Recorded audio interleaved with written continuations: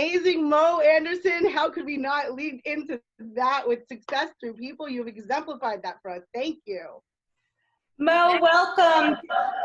We apologize for the technology glitches that we have, and yet we are very excited to have you here. And before we begin, congratulations. You have some very exciting news that's going to be a new addition to your family in September, I believe, right? Right. We're going to be great-great-grandparents. I'm so excited. Whoa. That's so exciting. Congratulations. Amazing.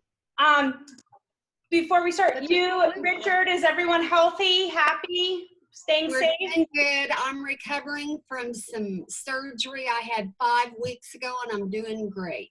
Good. You have enough of that distilled water, I hear. So. Very good. Very good. So, Mo, I'd like to jump right in, and could you give us some advice or words of wisdom on how do we protect the culture in our market centers, in our teams or our organization during such pivotal times? Well, by simply living it. And I was telling another group a few minutes ago, they asked me pretty much the same question, and I said, our Y4C2Ts is really the foundation of our culture. They were kind of hung up with our value statement, a God, family, and business. They were kind of worried about the God part of that statement. But I was saying that the Y4C2Ts is really based on eternal truths. Because win-win or no deal is not going to go away.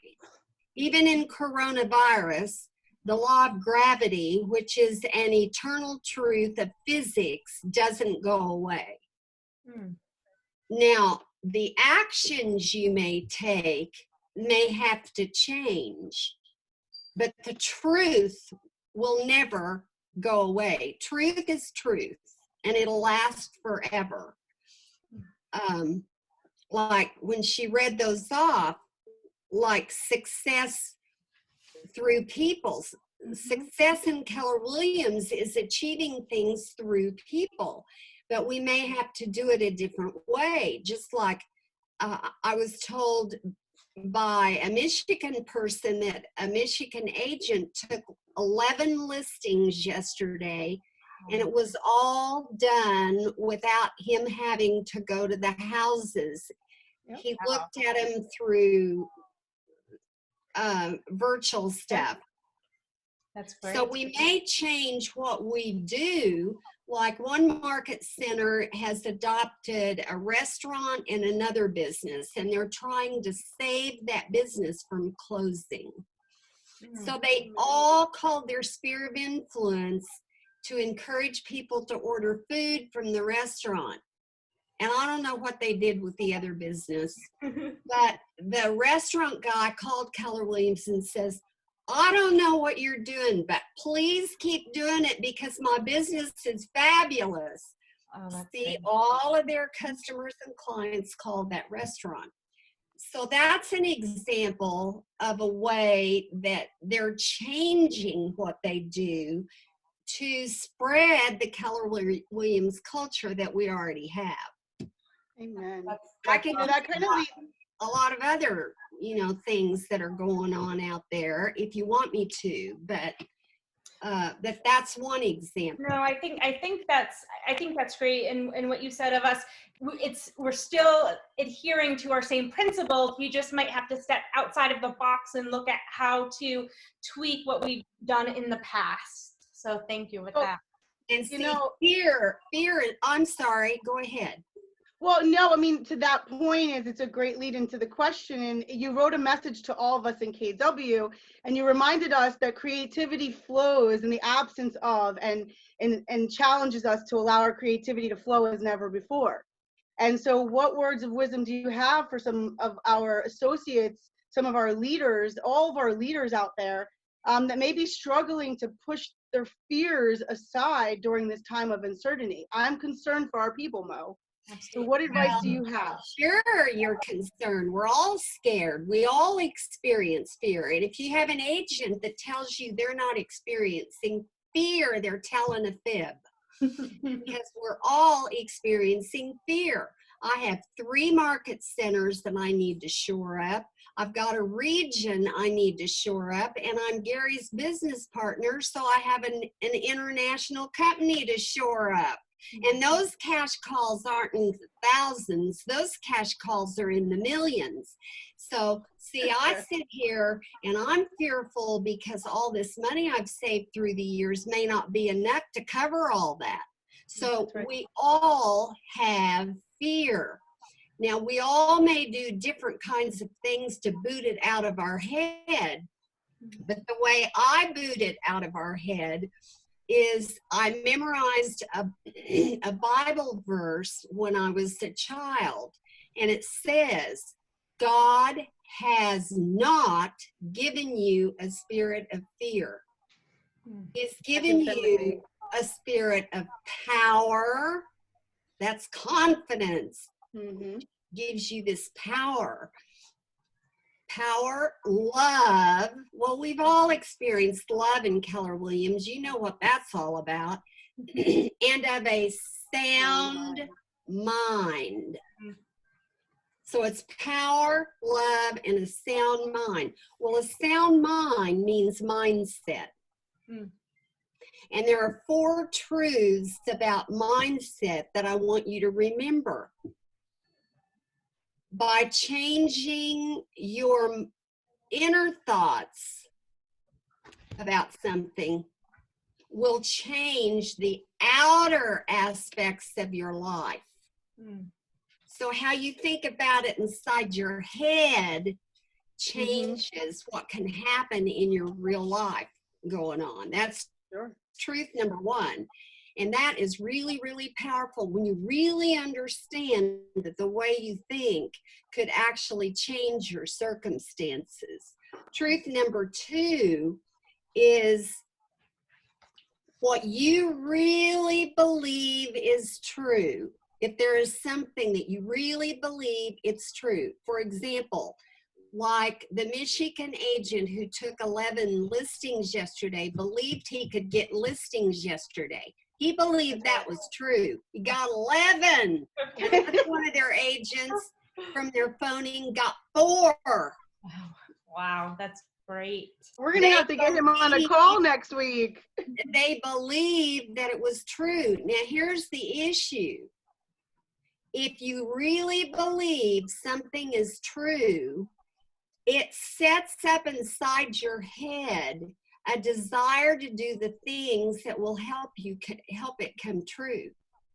Because see, you believe it's true, you believe it can happen, so fear can't paralyze you. And then you end up making your calls. Yeah, that's good. And that one guy or gal got 11 listings. The other one got 4. Wow. Who wouldn't like that today? Yeah, that's fabulous. I love that. So it really stimulates your senses to do the things you need to do to make that come true. Now, truth number 3. When you want to think something positive, but the alligators are nipping all the way around you, they're nipping at your feet, they're nipping at your legs, they're nipping at your arms. It is hard to think something's really positive when you're in the middle of a whole bunch of alligators. It's the hardest thing in the world to do. But when we lost all of our money in the late 80s, when the oil bust happened, now remember, I grew up in the oil patch. I grew up in an oil state. And I love oil companies, whereas a lot of people in the country now hate them. But I still love them. Yes. So don't say anything bad about oil companies to me, because they have been... Who don't you love? You love everybody. Oh, they've been wonderful. They give all of our kids scholarships, and they Wow. do these unbelievable things for the community. So I just love them. And some years they make $3 billion, and the next 4 years they won't make a penny. So it's a real risky kind of business. But we lost all of our money back then. And I tried to have a mindset of what it would look like after we got through that. And it was really hard to do because we owed $1.3 million. I didn't have enough money to go to Austin when Gary called me to come. And when he said, "Will you come?" I said, "Yes." And I thought, why did I say yes? I don't have enough money for an airfare. I don't have enough money to pay for a hotel. So that afternoon, after I'd said yes, a credit card came in the mail. I activated that sucker, and I got me airfare, and I paid for my hotel. So let me tell you what, do you realize what kind of shape you'd be in if I hadn't had a mindset to say yes? We'd all be Yes, in a lot of trouble. we do. Because now that I look back on that experience, and that horrible, horrible experience, it was really almost as bad as coronavirus, except they didn't lock us up in our houses, so to speak. The economy just evaporated. Sure. But now that I look back on that, it took that adversity to set up circumstances so Gary Keller could accidentally find me, that lucky guy. Yeah. He was really lucky to have found me because I was the right person to help him turn around the ship and get it on the straight and narrow, if you know what I mean. It was really struggling. So Mo, are you saying that he found that opportunity in a time where you were having a challenge? It was an opportunity for him, and he seeked it out and took that opportunity. Except he was having a challenge too, because the oil bust hit Texas also. Right. But he heard about me. He took the opportunity to call me and learn more about me. He flew up here, met with me. Then later he invited me to that very special meeting. And the rest is history. Yep. So in this adversity, there will be opportunities for every agent in our company if they can keep the fear out, so they're not paralyzed. Because when you're paralyzed, you don't see the opportunity, you don't hear the opportunity, because you're paralyzed. Right. But if they'll keep the fear out, now I quote that little verse about 20 times, and it just knocks the fear out of my head. Yeah. But you could do it through affirmation. Through affirmations, there are a lot of ways you can kick the fear out. That's But great. you got to kick it out. And it's an exercise that you do. Like the mind is like a muscle. And you have to exercise it. Every morning you have to get up and say, what is my mindset in the middle of this coronavirus? I got to get it right. I got to get the fear out so that I can believe I can get listings and believe I can get sales. And in states where we're allowed to work a little bit, shoot, we're doing a whole bunch. With booties on our feet, gloves on our hands, and masks on our faces. Thank you. We just had to change the way we do the business. Change the way we look at things, and the things we look at change, right? That's right. And it sounds like we need to get away from those alligators. We have to watch what our environment is to make do it by getting a good mindset. Mm-hmm. They'll stop nipping. That's right. And the last truth I want to tell you about mindset is that your mind is just a part of who you are. Like your leg is a part of who you are, your head is a part of who you are, and it should be your servant, not your master. Okay. Your mind should not control you. You should control your mind. Control it. Great. You control it. Thank you. Thank you. Mo, you've been lovingly nicknamed the Velvet Hammer, and you've taught us to lead by holding very high standards. And that one of the most important gifts we can do for our people is hold them accountable. When we are trying to love our people during this hard time, how do we still enforce our standards and hold them accountable with loving on them? Well, let me give you an example. I love to send flowers, you know, and I just send flowers to everybody. Well, I probably won't now because I got to watch my pennies, but at the end of the year, I have spent a boatload of money on flowers. And I have a florist in Austin and a florist in Oklahoma City. And they both tell me that I am their biggest customer. Mm. Now, I want you to know, girls, that not one person from that florist, either place, has called me to see how I am.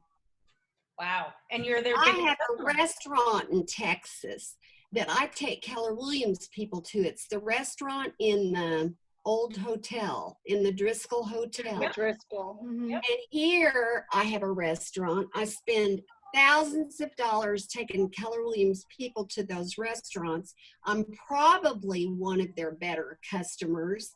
Mhm. And no one from those restaurants have called me. So here we are. I'm mad. I'm ticked off because those people have not called me. I'm thinking about getting me a different florist, different restaurants, and I'm going to tell them, if we have another bad thing happen to us and you don't call me and ask me how I am, I'm going to dump you too. Well, you see, that's how your agents, people, that's how your people feel, your sphere of influence. And so as a team leader, you have got to call them. Mhm. You have got to get your people to call their sphere of influence. And I'm sure they are, but there are a few who aren't. Sure. Yeah. And you have to hold them accountable to make those calls. Mm-hmm. Well, the first thing you do is call your, I'm sure you did, was to call your agents. I just want to know how you are, what do you need, how can I help you, blah, blah, blah, blah. Yep. Well, your next call to the agent is, now,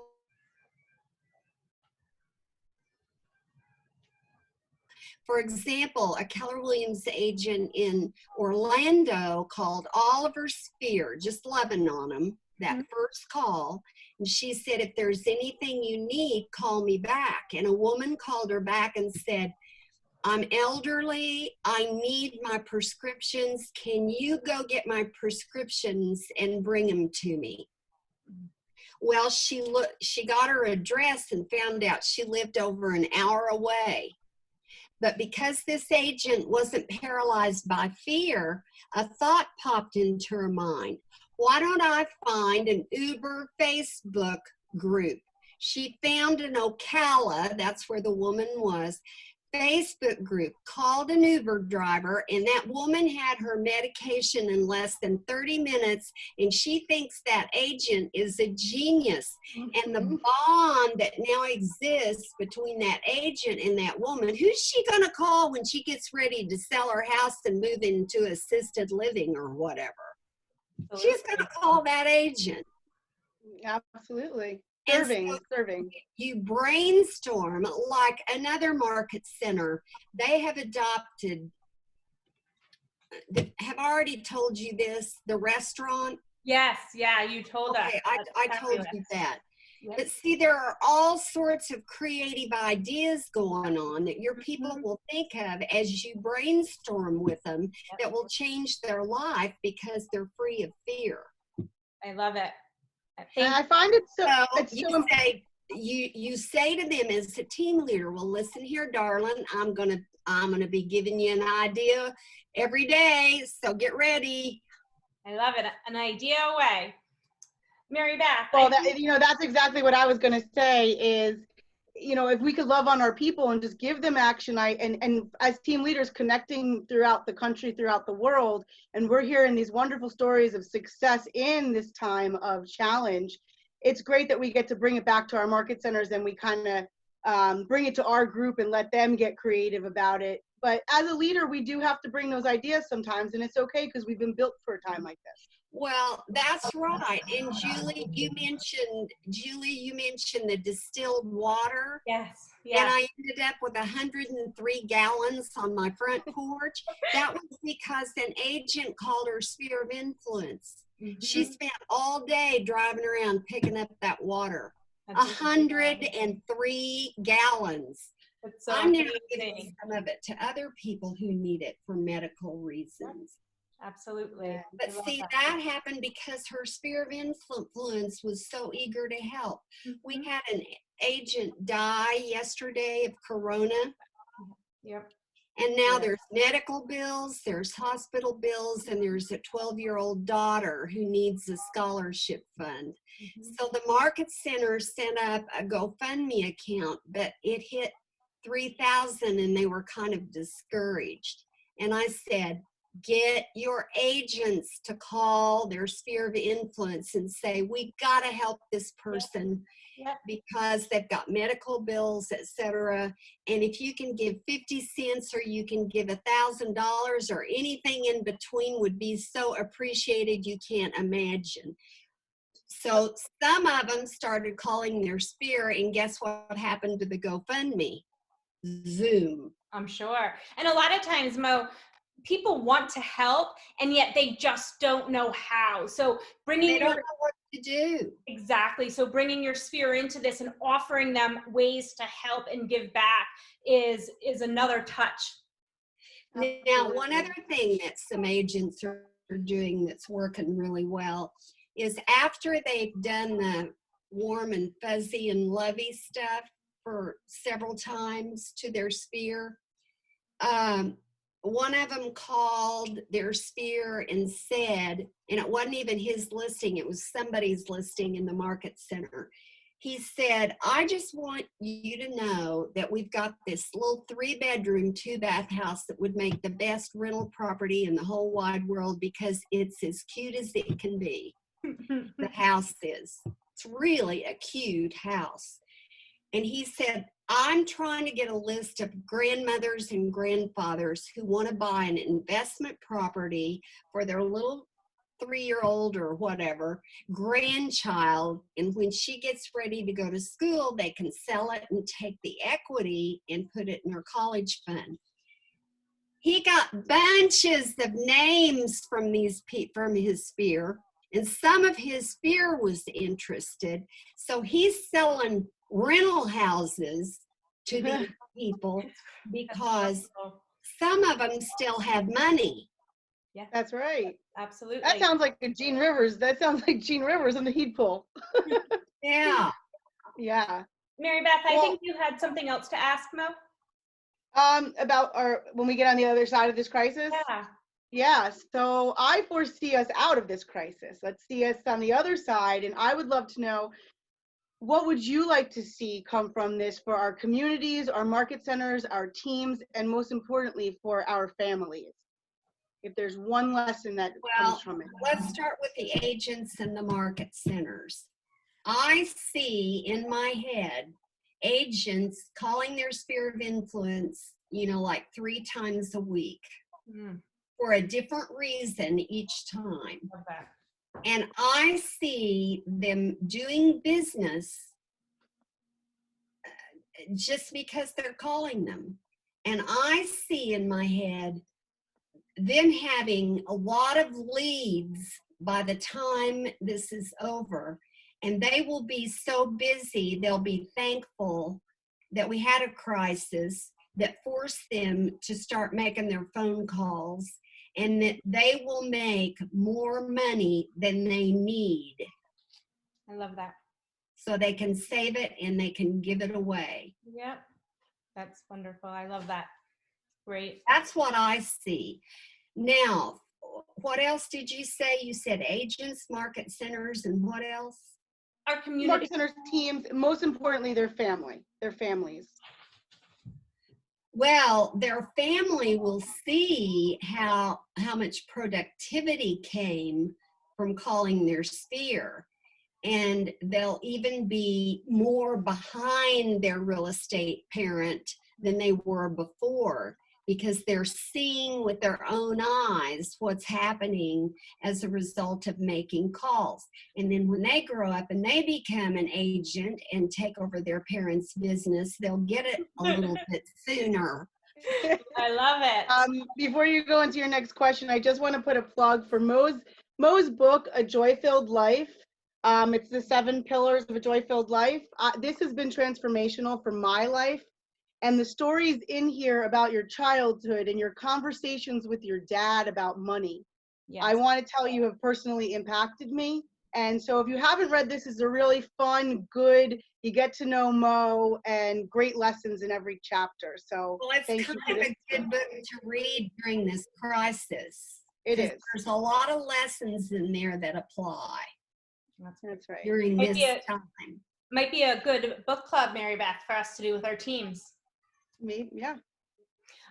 Mo, so you took our company from 1,800 agents to 180,000. If you could look back, or knowing what you know now, what are 1 or 2 things that you wish you could have done differently that we may be able to learn from? I wish I'd gone to college and majored in business instead of elementary education, because I'm probably the only CEO in the history of the world that doesn't have a business class, hasn't had a business class in her whole life. And so I wish I had done that. Mm-hmm. But I loved my teaching so much that I probably wouldn't have. What else would I do differently? Well, I probably would have implemented the standards a little bit sooner in the company.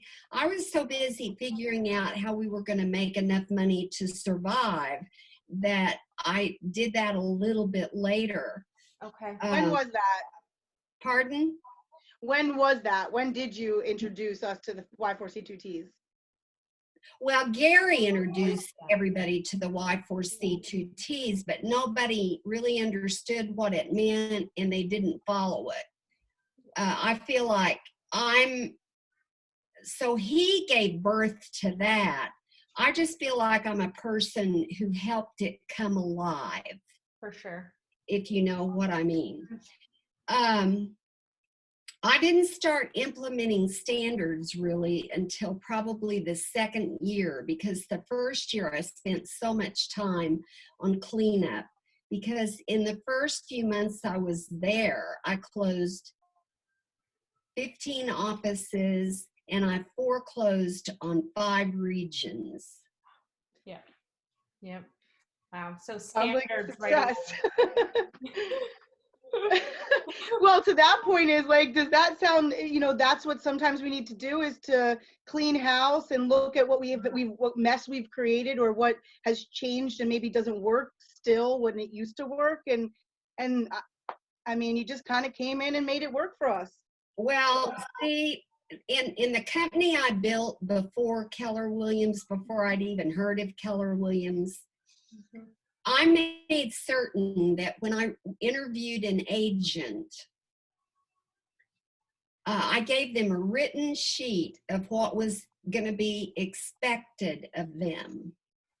And I said, if you can't live up to this, we're really not a match. And this really isn't the office you should consider.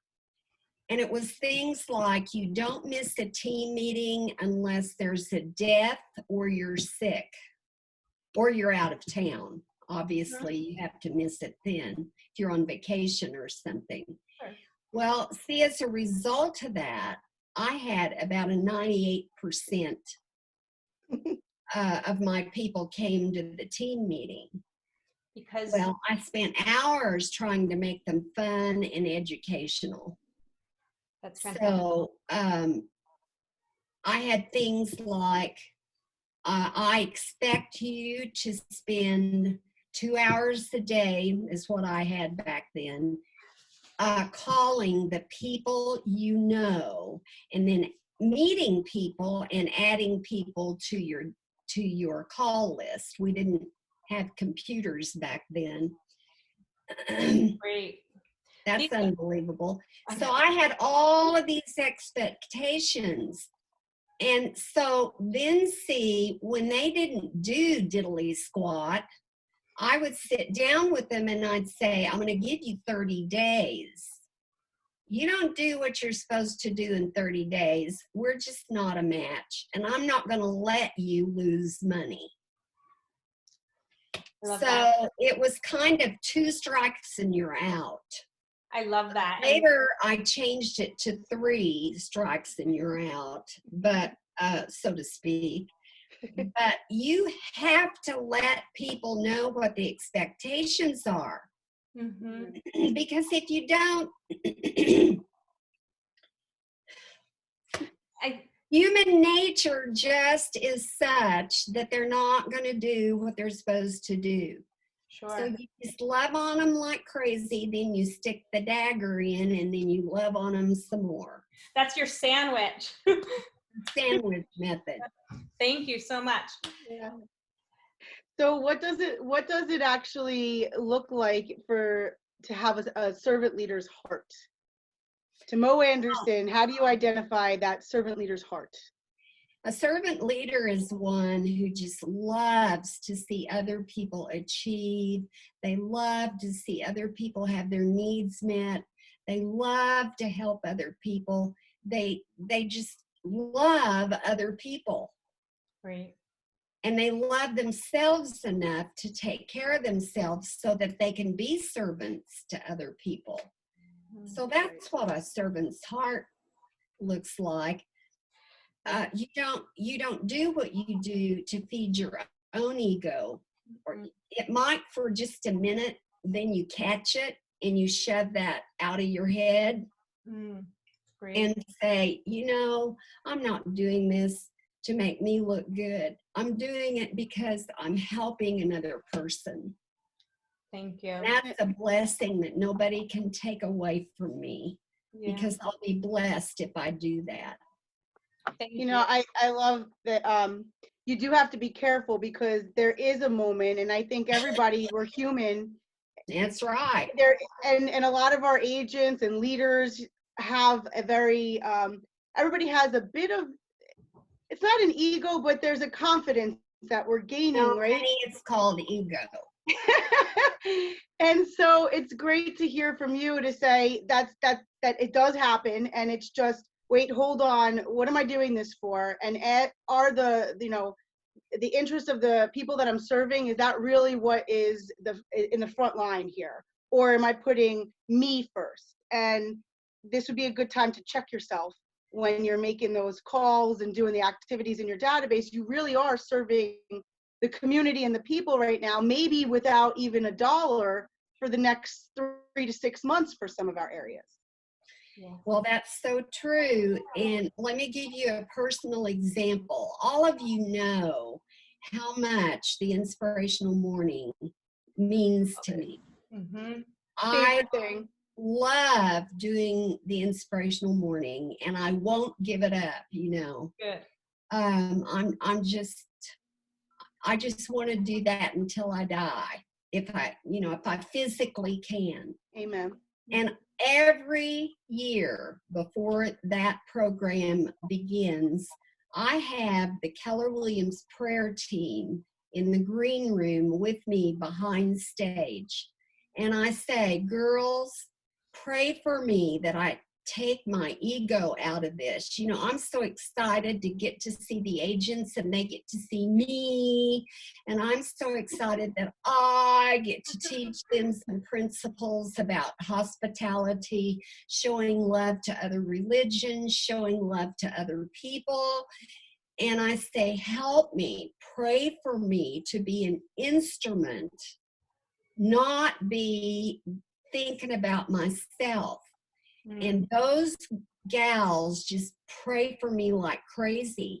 because everybody in a position of leadership has little old Mr. Evil Ego back here knocking at your brain and tapping you on the shoulder, trying to make you think it's about you when it's not.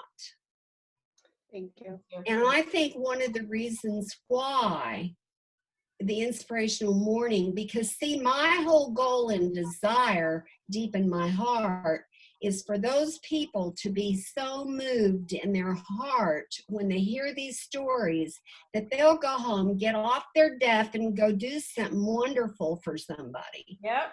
Yeah, we love that. And a lot of them do.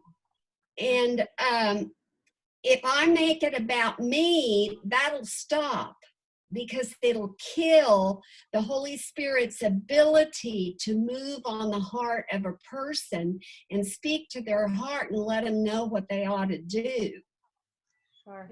And that's going to happen to anybody, whether they're a Christian or a Hindu or an atheist. Doesn't make any difference what they are. There will be something which I call the Holy Spirit to move on their heart. And then when their heart is touched, then they'll take action. They won't take action if it's just their brain that's touched.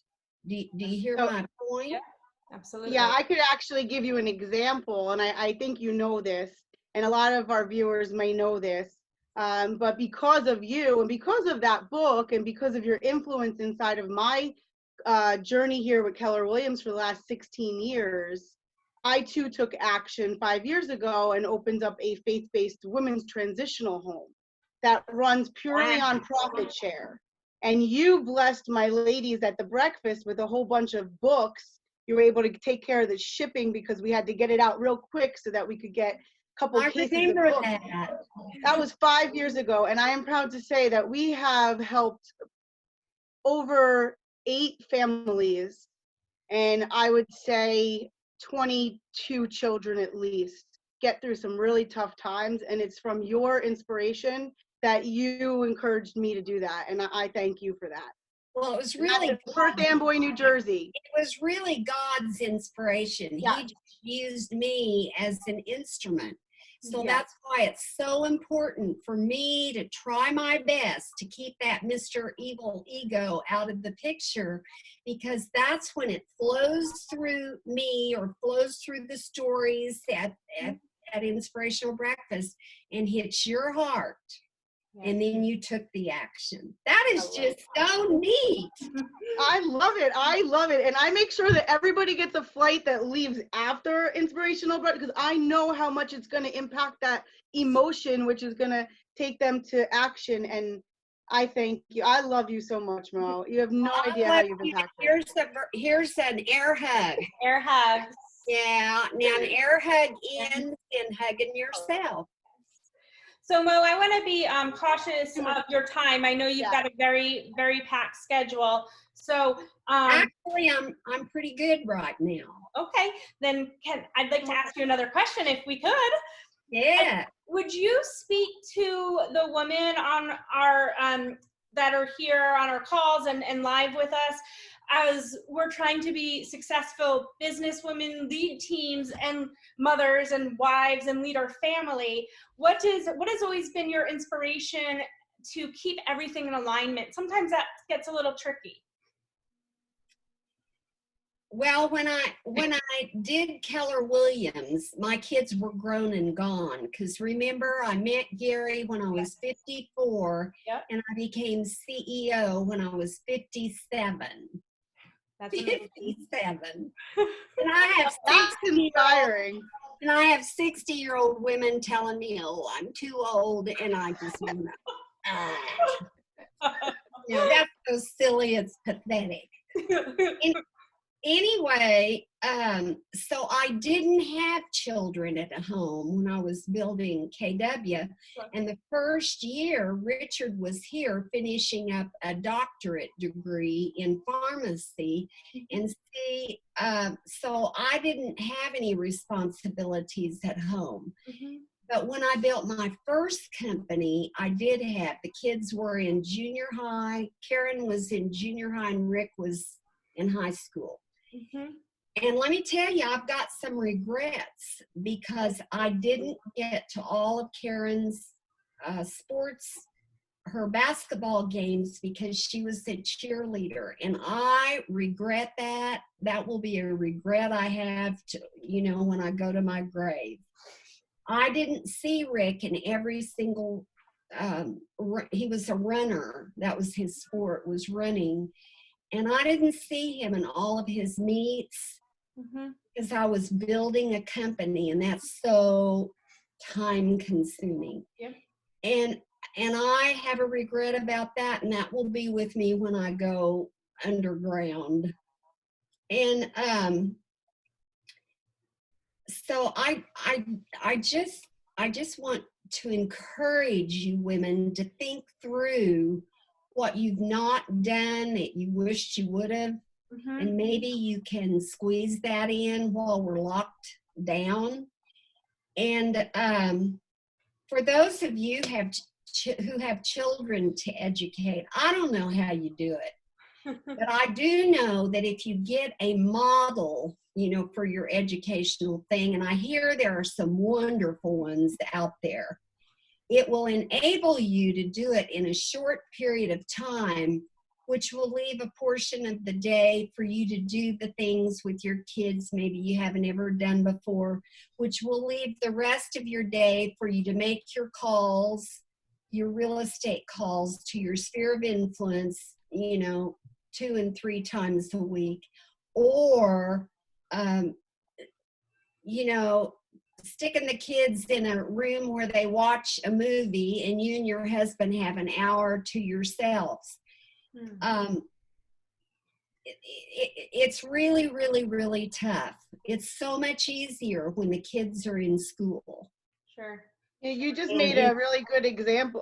Good idea would be, what if some of our moms that are out there started some community-based like Facebook groups to help other business owner women get through this time also? I'm sure that would be a really great way to start a new sphere of influence locally.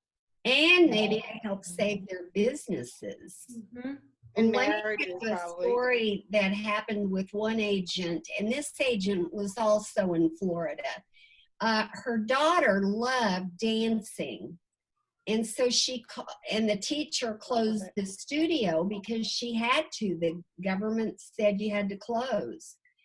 And so she called the teacher and said, "Can you open your studio up? Only do it through Zoom or through Facebook or through something. I mean, through FaceTime calls or whatever. I'm not technology.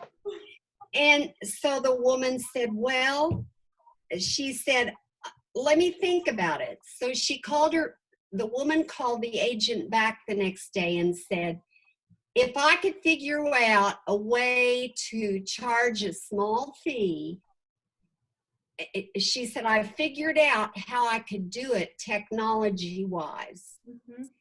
So the agent called her sphere of influence and said, if you want your daughter or your son or whoever to take dance lessons, let me tell you about this exciting new thing that's happening on Zoom or whatever it was on.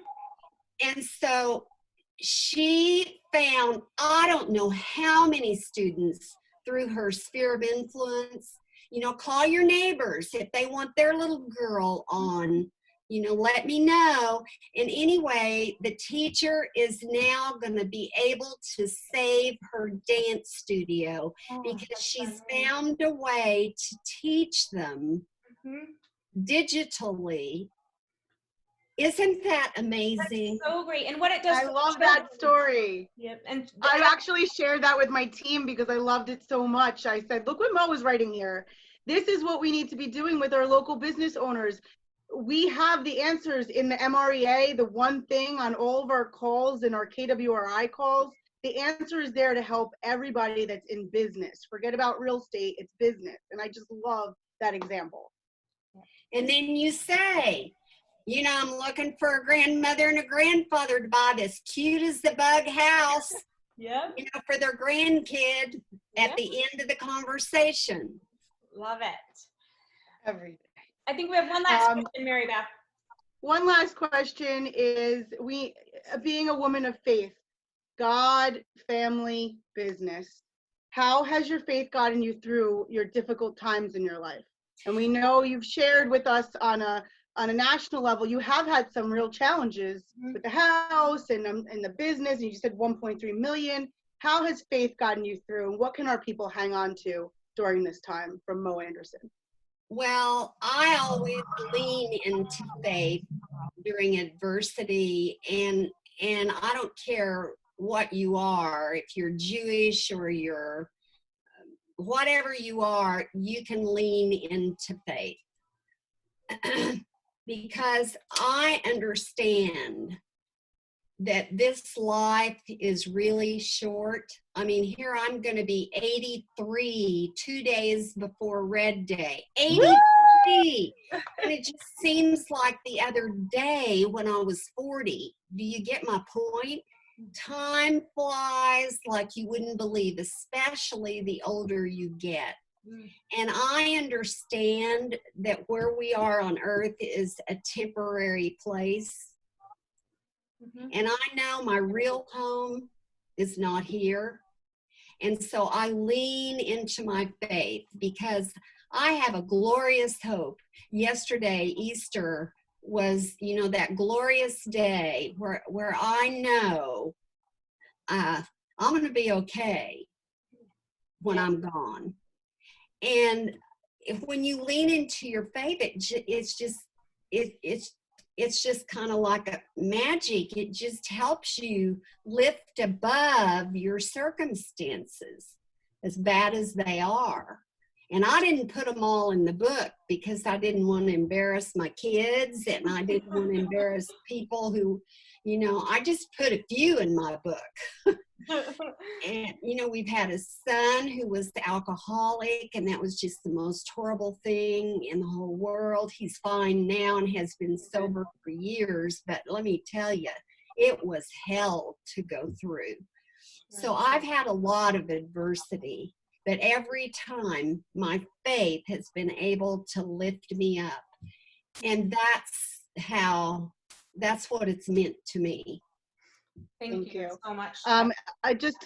You mentioned Red Day and your birthday. What do you see? What are some things you're seeing for Red Day? Because we'd like to give people some ideas as to what they can do in this time, because we are having Red Day, correct, Mo? Yes. Absolutely. May 14th. And it's going to be the best Red Day we've ever had, because you're going to get everybody in your office to participate, whatever project you choose. Everything in the whole world's being done. Everything from driving cars to the hospital and honking when one shift leaves and the next shift goes in to the hospital, and giving the masks and taking them food and all that kind of stuff, to taking masks to their sphere of influence, everybody's sphere of influence, you know, and putting them in a package on the front porch and ringing the doorbell and leaving, and it says, from your real estate agent who cares about you, you know, here's some masks. I've heard there are some, I think Colette. Yes, do you have her link? I don't have her link yet. I will get that and share it with everybody on here. Would you like to share? I'll try to remember to send it to you when we hang up. Okay. I mean, there's just so many creative ideas going on. One market center is, they have adopted 5 businesses to save. I love that. Well, I have Ogla, who's an OP down in Florida. She says she's looking into the feeding a healthcare hero program for their and market doing it center. through a restaurant that you're trying to save. Yeah, great. Well, Mo, we appreciate you so much for taking the time to visit with us, and you, Richard, your daughter, and her precious baby that she's carrying. You'll all be my granddaughter. Granddaughter. Great grandmother. Woohoo! You'll all be in our prayers, and I can't wait to see you soon. Well, I love you all, and I don't know how many you have on your line, but I love them too, and I pray every morning, every single morning, for agents to be able to see that they can do business through this mess. They just have to tweak it and do it a little bit different. I've heard agents say, oh, it won't work in my area to do virtual tours, and I said, oh yes, darling, it will. Get over that. That's negative. It's working everywhere. Why wouldn't it work where you are? Yeah, That's right. great. So I guess we could end this with a big hug. A big hug. I love you guys. Love you too. I love you. March, you can do this. Thank you. Sphere of influence, sphere of influence, sphere of influence. Love you, Mo. Love you all.